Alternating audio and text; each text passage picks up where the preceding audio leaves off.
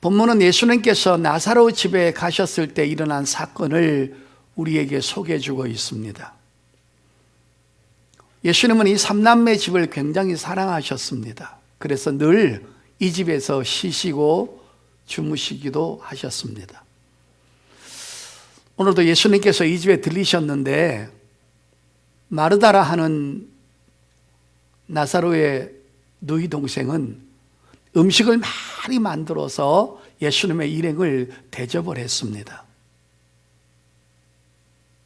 그런데 마리아는 음식 솜씨가 없었는지 좋아하는 것이 따로 있었습니다. 주님 발치에 앉아서 주님의 입에서 나오는 말씀을 그렇게 사랑을 했습니다. 마르다가 음식을 많이 만들어서 주님과 주의 제자들에게 음식을 대접한 것은 결국은 교회의 헌신과 봉사를 말하는 것입니다. 자, 그런데 중요한 것은 봉사도 중요합니다. 말씀 듣는 것도 더 중요합니다. 그런데 문제는 주님은 어떤 일을 더 기뻐하시는 것일까요? 우리는 거기에 초점을 맞춰야 합니다. 오늘 이 본문을 통해서 주시는 하나님의 말씀을 한번 들어보도록 하시겠습니다. 주님이 원하시는 것은 뭐냐? 주님은 우리 성도들에게 가장 원하는 게 한 가지가 있는데요, 바로 믿음을 갖기를 원하고 믿음이 자라기를 원하는 것입니다. 주님은 그것을 가장 기대하시고 기뻐하시는 일이라는 것입니다. 자, 본문의 배경을 여러분이 조금 더 이해하시면 주님의 심정을 우리가 이해하는 데 큰 도움이 되리라 생각이 됩니다. 오늘 본문은 예수님 사역 마지막 단계입니다. 이제 앞으로 6개월 후면 예수님은 예루살렘에 올라가셔서 십자가를 지시고 인류를 위해서 죽으셔야 하기 때문에 이 본문은 예수님의 마지막 6개월 정도에 남겨놓은 마지막 사역이라는 것에 대해서 초점을 두셔야 됩니다. 지금 예수님은 예루살렘으로 올라가셔서 마지막 사역을 하시고 십자가에서 돌아가시는 중대한 일을 남기고 계시는데 그 중에 지금 사람들을 만나고 있는 것입니다. 그러니까 우리 주님 앞에서는 지금 그 6개월 사역 동안에 만나는 그 사람이 그렇게 중요하다는 것입니다. 왜입니까? 지금 주님의 이 사역에는 예수님과의 만남이 마지막이 될 수 있는 사람들이 굉장히 많이 있기 때문인 것입니다. 기간이 얼마 남지 않았으니까요. 그러니까 예수님은 한 사람을 한 사람 만날 때마다 목적을 갖고 계시고 그 사람이 정말 믿음을 갖기를 원하고 그리고 그 사람이 구원을 받기를 원하고 그 사람이 나와의 만남을 아주 소중하게 값지게 갖기를 원한다는 것입니다. 왜? 이 시간이 지나면 주님은 그 사람을 다시 만날 수 없기 때문인 것입니다.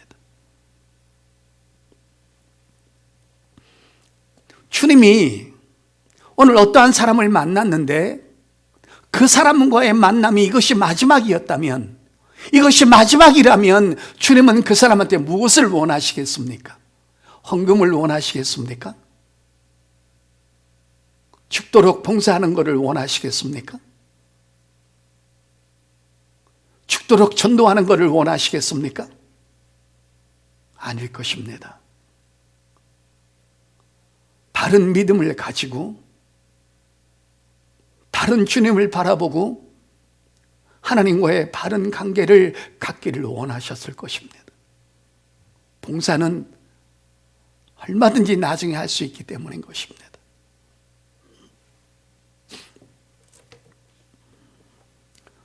우리 예수님께서 이 집에 가셨을 때 마르다는 여러 가지 봉사하는 일로 주님과 주님의 제자들을 섬겼습니다. 주님을 따르는 사람들은 늘 주님 곁에 많았기 때문에 예수님만 식사를 제공해서는 안 되는 것을 알 수 있습니다. 그 주위에는 제자들이 함께 있었기 때문에 식사도 함께 했기 때문에 음식을 만드는 사람은 매우 분주하고 힘들었을 것입니다.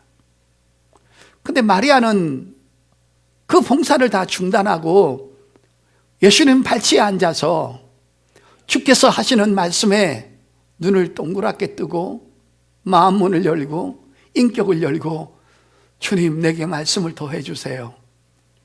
나는 그 말씀이 듣고 싶습니다. 주님은 봉사를 더 기뻐하실까요?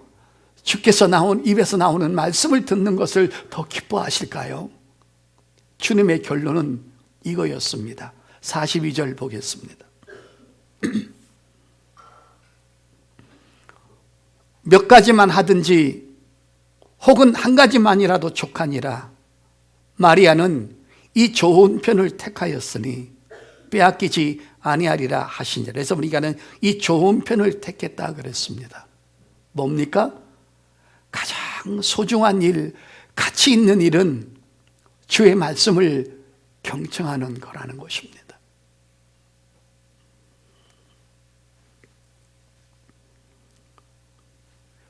사람이 믿음이 생기는 것은 힘으로 되지 않습니다. 능으로 되지 않습니다. 노력해서 되지 않습니다. 애써서 되지 않습니다.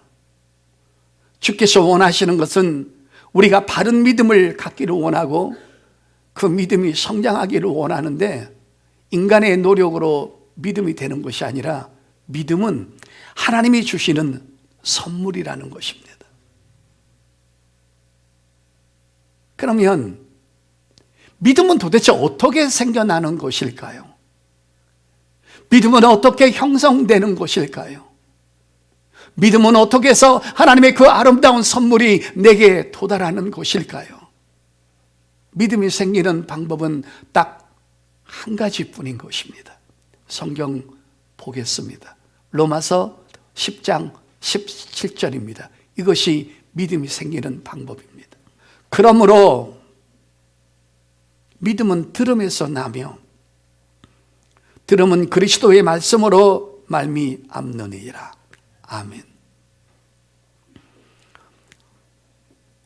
하나님의 입에서 나오는 말씀을 듣지 아니하고 예배를 초월해서는 어떤 인간도 믿음이 선물로 주어지지 않는다는 것입니다. 교회에서 믿음이 안 자라는 사람들은 성격이 못돼서가 아닙니다. 학력이 짧아서도 아닙니다. 환경이 나빠서도 아닙니다. 하나님의 방법대로 신앙생활을 하지 않기 때문에 믿음이 자라지 않습니다. 믿음은 보면서 생기지 않습니다. 믿음은 표적을 통해서 생겨나지 않습니다.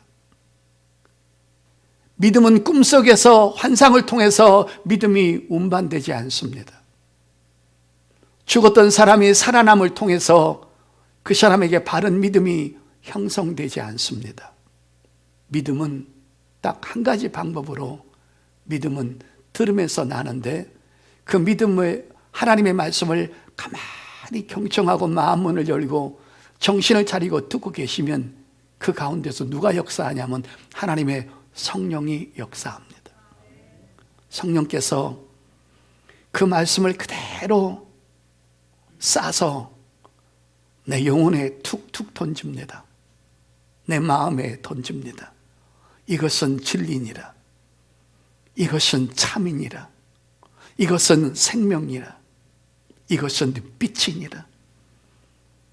그 말씀이 내 마음속에 차곡차곡 쌓이다 보면 나도 모르게 하나님을 향한 믿음이 형성되어진다는 것입니다. 그러니까 믿음이 안 자라려면 예배 안 나와서 말씀 안 들으면 믿음은 절대로 자라지 않습니다.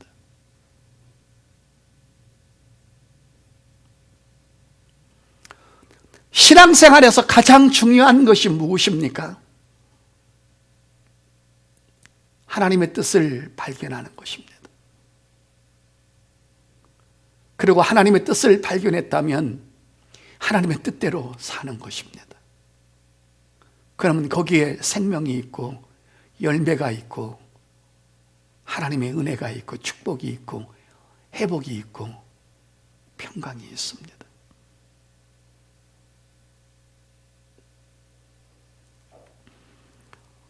예수님께서 평상시에도 기도를 많이 하셨지만 가장 예수님 일생에서 가장 클라이막스의 기도는 겟세마네 동산의 기도였을 것입니다. 어느 정도로 기도에 힘을 쓰시고 어느 정도의 기도에 목숨을 걸었냐 하면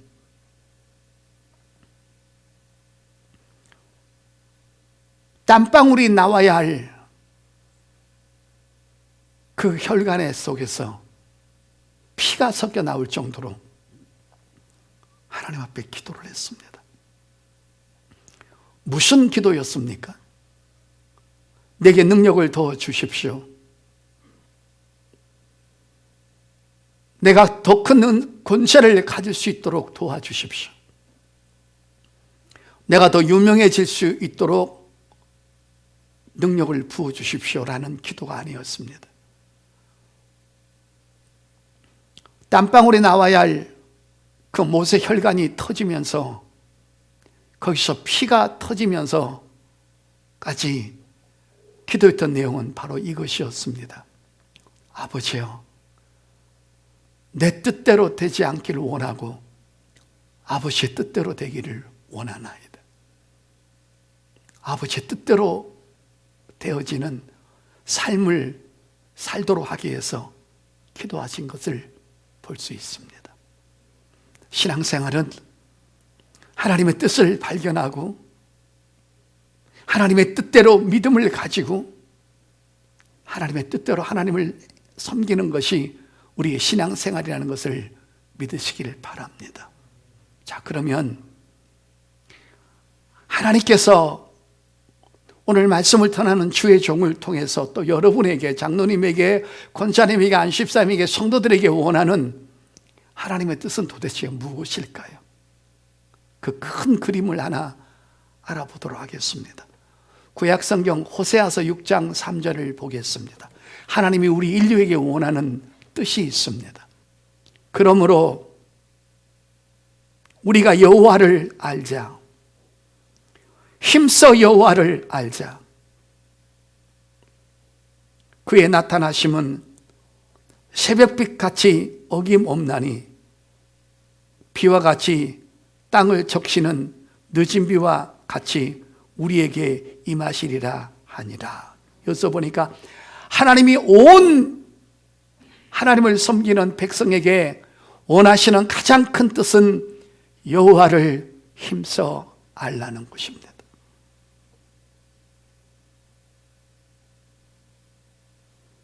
어떻게 하면 헌금을 많이 할까?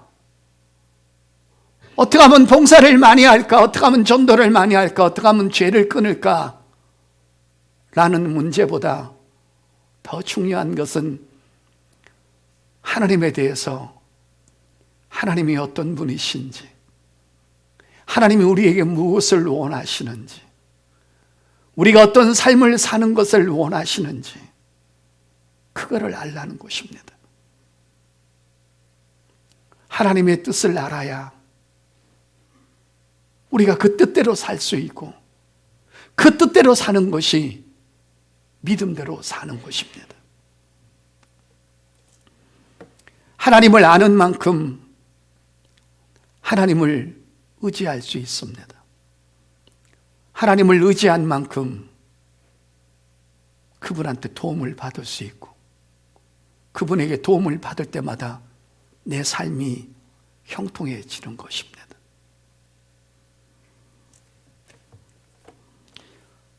제가 부흥회 다닐 때 가장 안타까운 사람이 있습니다. 찬양도 열심히 합니다. 손을 높이 들고 찬양하자 그러면 그렇게 손을 높이 들고 찬양을 하는 것입니다. 그런데 성경을 읽은 후에 하나님의 말씀이 들어가면 그때부터 조는 사람이 있습니다. 너무나 안타까운 일인 것입니다.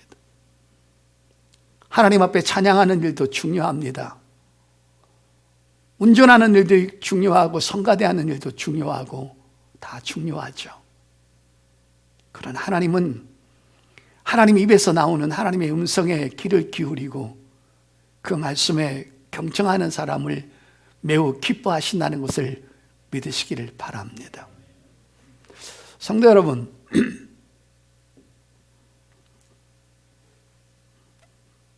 고등학교 3학년 학생이 있는데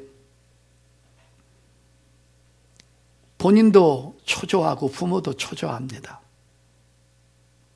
수능을 잘 봐야 좋은 대학을 갈 텐데 부모가 원하는 건 무엇입니까? 내 허리가 휘어지고 손 마디마디가 부셔져도 네가 공부 잘해서 대학만 갈 수 있다면 이 몸을 불살라 너희들을 가르칠 것이니 너희는 아무것도 걱정하지 말고 공부 열심히 하라는 것이 부모의 심정일 것입니다. 그래서 돈을 벌어서 영어학원도 보내고 수학도 보내고 여러 가지 학원을 보냅니다. 어느 날 어머니 핸드폰으로 어떤 학원에서 전화가 왔습니다.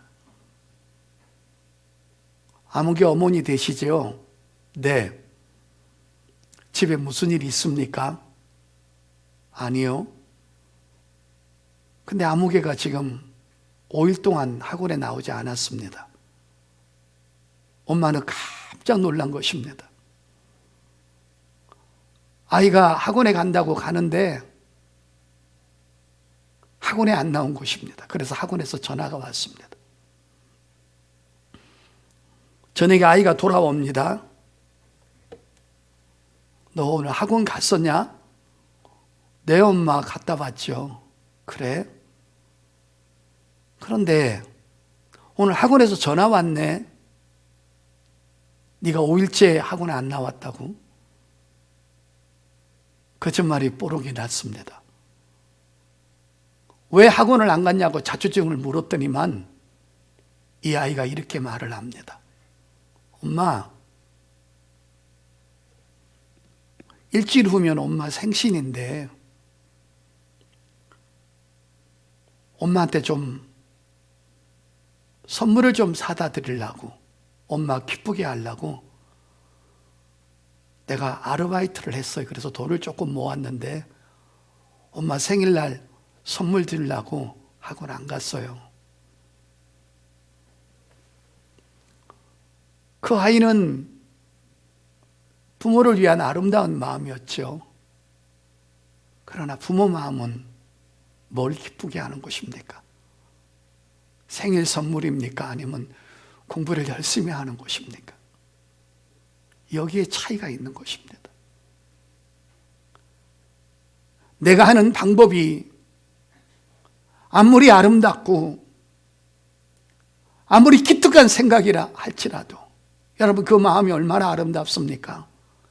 나를 위해서 고생하는 내 엄마한테 생일 선물을 사주려고 알바를 했는데 그게 과연 나쁜 일입니까? 그러나 부모는 가슴이 터지는 것입니다. 네 마음도 중요하고 네 마음도 아름답지만 내가 원하는 것은 네가 열심히 공부해서 좋은 대학교 가는 것이 내 마음이니라. 누가 옳습니까? 아이의 생각이 옳습니까? 부모의 생각이 옳습니까? 우리는 오늘 신앙생활하는 사람들 중에 자꾸 자기 고집을 내세우는 사람이 있습니다. 봉사하느라고 예배를 등한히 합니다. 힘든 일을 했다고 예배 시간에 졸고 말씀을 받지 않습니다. 하나님의 심정을 생각하십니까?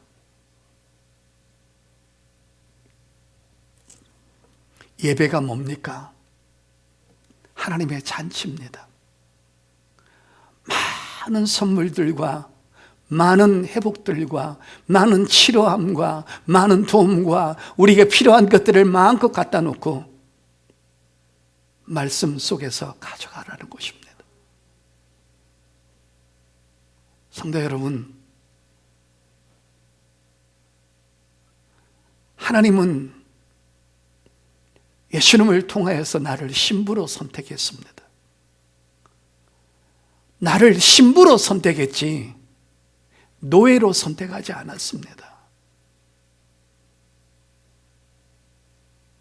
죄와 사망에서 마귀의 노예에서 주님은 목숨을 버리고 십자가에서 죽으시면서 나를 주님의 신부로 선택했지 일만 하라고 고생시키고 부려먹는 노예로 우리를 선택하지 않았습니다. 신랑은 누구와 함께 있을 때 가장 행복합니까? 신부와 함께 있을 때입니다.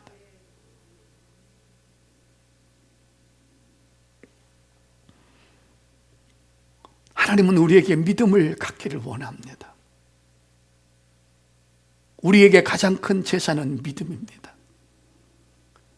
히브리서 11장 6절에 믿음이 없이는 하나님을 기쁘시게 할 수 없다고 했습니다. 성도 여러분, 예배 속에 나와서 주의 종의 얼굴을 빤히 쳐다보고 그 입모양을 보면서 눈과 눈이 마주치고 그 말씀을 경청하고 있을 때 그 말씀의 빛이요, 말씀이 생명이요, 말씀이 축복이라 그 말씀이 여러분 영혼 속에 마음 속에 차곡차곡 자리 잡으면 엄청난 하나님의 성령의 역사가 나타나게 되는 줄 믿습니다. 우리는 주님의 신부지 노예가 아닙니다. 주님은 마구잡이로 헌금을 요구하지 않습니다. 마구잡이로 교회 청소를 원하고 희생과 헌신을 요구하지 않습니다. 하나님은 우리와 교제하기를 원합니다. 우리와 함께하기를 원하는 것입니다. 내 말을 듣고 내 말을 소중하게 여기고 내 뜻대로 살아가기를 원하는 것입니다. 이것이 아버지의 뜻인 것을 믿으시길 바랍니다. 자녀가 부모를 위해서 알바를 하는 것은 좋은 생각이 있을 수 있지만은 어머니와 아버지가 원하는 삶은 아닐 것입니다. 돈은 내가 벌 테니, 복은 내가 줄 테니 너는 하나님의 말씀을 사랑하고 하나님을 예배하라고 우리에게 말씀하고 계시는 줄 믿습니다. 후반부에 아주 중요한 말씀을 하나를 소개하려고 합니다.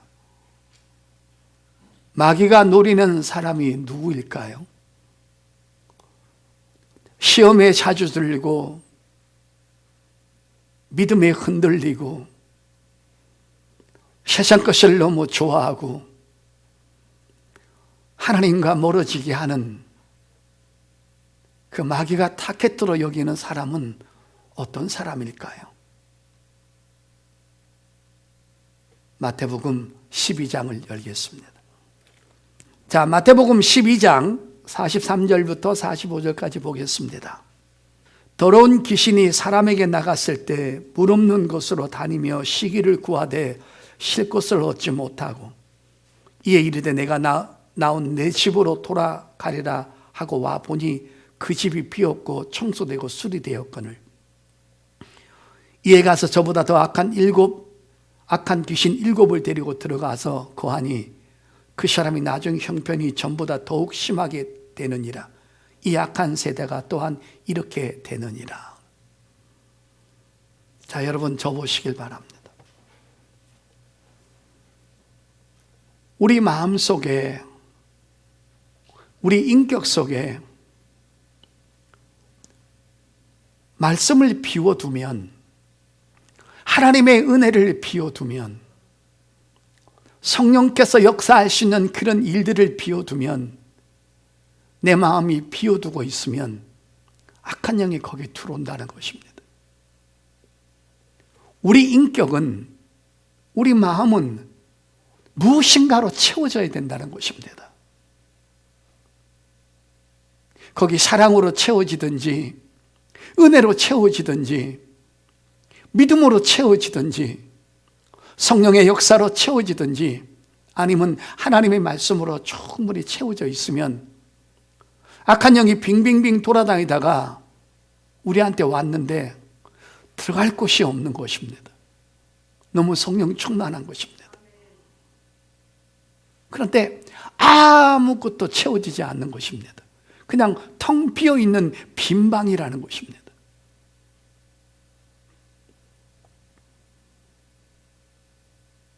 자기 친구들 7거를 데려다가, 야, 내가 어떤 사람 집에 있었는데 그 사람이 늘 기도하고 주의 말씀대로 살고 제약을 거부하고 주의 뜻대로 사니까 내가 괴로워서 살 수가 없었어. 그래서 내가 거기서 뛰어나왔잖아. 다른 곳에 좀 들어가 보려고 쭉 살펴봤는데 내가 들어갈 곳이 없는 거야. 다 성령으로 채워져 있어. 그래서 빙빙빙 돌다가 내가 나온 집에 한번 찾아가 봤어. 그랬더니만 그 열심히 신앙생활했던 성령 충만함은 없어지고 세상에 방황하고 세상 쾌락에 빠지고 이성에 빠지고 술과 도박에 빠지고 쾌락에 빠졌는데 옛날 모습은 하나도 없어졌네. 그래서 7 귀신을 데리고, 야, 내가 옛날에 들어갔던 곳에 같이 들어가자. 그래서 그 사람이 처음에 성령 충만했던 믿음의 삶을 다 포기하고 이제는 세상 사람으로 돼갔다는 것입니다. 그래서 더 악해졌다는 거예요. 여러분, 은혜 많이 받은 사람이, 봉사 많이 한 사람이, 기도 많이 한 사람이 하나님의 것으로 채워지지 아니하면 마귀의 타겟트가 된다는 것입니다. 그래서 뭐라고 그럽니까? 무릇 있는 자는 더 받아 있게 되고 없는 사람은 그것까지 뺏긴다고 그러지 않습니까? 그래서 여러분, 영적 생활은 전쟁이라는 것입니다.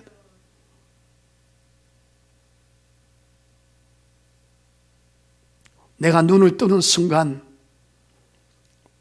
하나님의 성령이 내 육체를 사용하시려고, 선한 열매를 내게 하려고 기도용을 부어주고 말씀을 사모하는 영을 부어주고 거룩한 영을 부어주어서 너는 세상 사람들과 같이 살면 안 돼. 너는 하나님의 자녀야.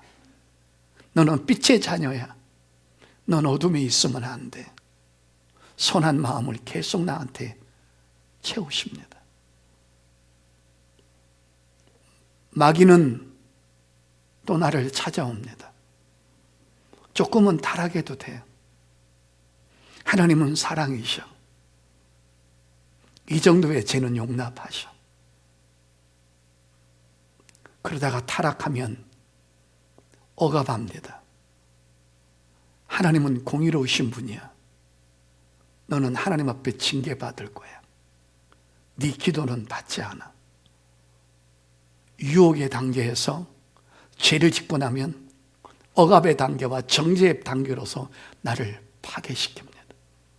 그래서 여러분, 우리는 죄를 지으면 고통을 느끼는 거예요. 하나님의 사람이 죄를 짓고 고통을 느끼지 않는다는 것은 양심이 많이 망가졌다는 뜻이에요.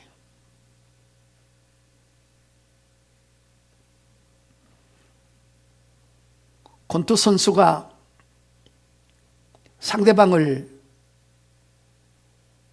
넘어뜨리려면 방어만 하고 있으면 언젠가는 자기가 쓰러집니다. 자기도 때려야 하는 것입니다. 성경이 뭐라 그랬습니까? 마귀를 대적하라 그러잖아요. 악한 마음이 올 때 용납 안 하는 것입니다.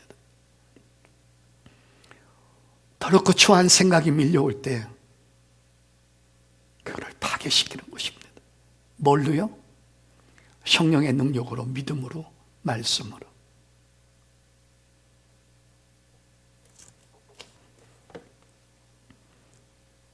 하나님의 말씀을 가만히 듣고 있으면 그 말씀이 죄를 이길 능력을 가져다 줍니다. 봉사 열심히 한다고 해서 변화되는 것이 아니라 말씀이 들으면 들을 만큼 내가 변화될 수 있다는 것입니다. 믿음 생활은 힘으로, 능으로, 노력으로 되지 않습니다. 오직 말씀에서 뿜어나오는 믿음과 성령의 역사로 내가 변화되는 것을 믿으시기를 바랍니다. 믿음을 말씀이 운반합니다. 말씀이 나를 거듭나게 합니다. 말씀이 나를 새롭게 합니다. 말씀이 하늘에 소망을 두게 합니다. 말씀이 새로운 비전을 갖게 합니다. 하나님은 때를 따라 말씀을 보내어서 그 말씀이 내 속에 들어옴으로 나를 이기게 하고 나를 변화시키는 일을 하시는 것을 믿으시기를 바랍니다. 성경 마지막 찾고 말씀 마감하겠습니다. 진짜 그런가? 시편 107편입니다. 시편 107편 20절입니다. 그가 그의 말씀을 보내어 그들을 고치시고 위험한 지경에서 건지시는도다. 여기서 보니까 그가 그의 말씀을 보내어 그들을 고치신다 그랬습니다. 여러분, 예배가 뭡니까? 하나님의 말씀을 여러분에게 보내는 것입니다. 그 말씀에 우리가 반응하고 그 말씀을 통해서 하나님과 통신하는 것입니다. 그 말씀이 어느 날 여러분 마음속에 비수같이 꽂힙니다. 미워하지 마라. 음란하지 마라. 세상 것을 너무 사랑하지 마라. 남편과 아내와 자식을 예배보다 더 사랑하지 마라. 돈 버느라고 헌금하느라고 예배를 등한히 하지 마라. 나는 너희를 신부로 택했지 노예로 택하지 아니했느니라.